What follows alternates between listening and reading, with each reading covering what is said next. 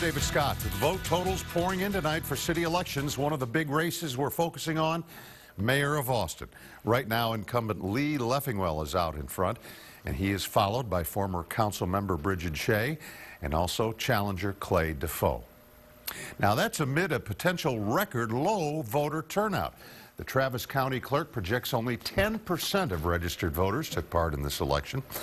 We have team coverage of the mayoral race. We'll begin tonight with Chris Sadeghi, who's live at Mayor Lee Leffingwell's watch party. Chris?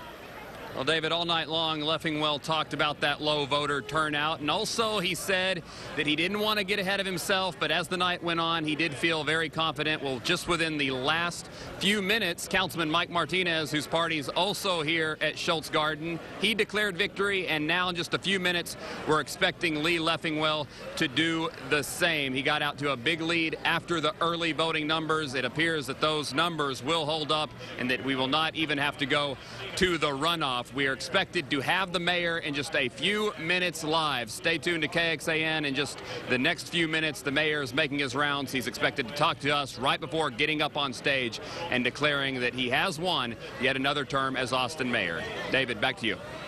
Well, former council member Bridget Shea, who's running against Leffingwell, says the election is not over. KXAN's Omar Lewis is live at her watch party with more. Omar? Good evening, Dave. We're here at the Mexitas restaurant here in East Austin as hundreds of supporters gather to celebrate and to root Bridget Shea on. The celebration is well underway after a long campaign. We're actually expecting Bridget Shea to come up here and to take the podium sometime here soon. Supporters we spoke to say they are ready to move Austin in a new direction. They hung up signs here in the restaurant rooting on Shea as she entered. There's actually a live band here playing as well. Now, as the clock keeps ticking, nerves are starting to kick in, anxiously awaiting all the results to come out. Shea says she still has hope and isn't giving up in the race just yet. I feel like we waged a really great campaign. I'm really proud of what we did. I'm really proud of the issues that we raised. I feel like we really listened to people in Austin, and we talked about their concerns about the rising cost of living, people being genuinely fearful of being forced out of the city they love. So I'm proud of what we did, and I'm just really enjoying it down to the very end. And right now, with a little over 50% of those votes casted or counted, we are looking at those votes, and everybody here is having hope that Bridget Shea can at least pull at least more than 50%, so there will be a runoff. For now, we're live in East Austin. Omar Lewis, KXAN News.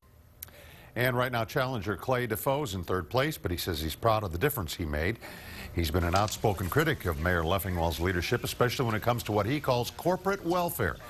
He also says he's been pleasantly surprised by positive feedback from voters.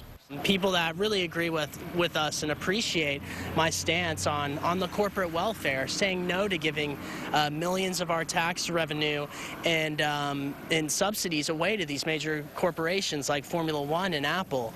Defoe's camp is watching election returns at Fado Irish Pub at 4th and Lavaca.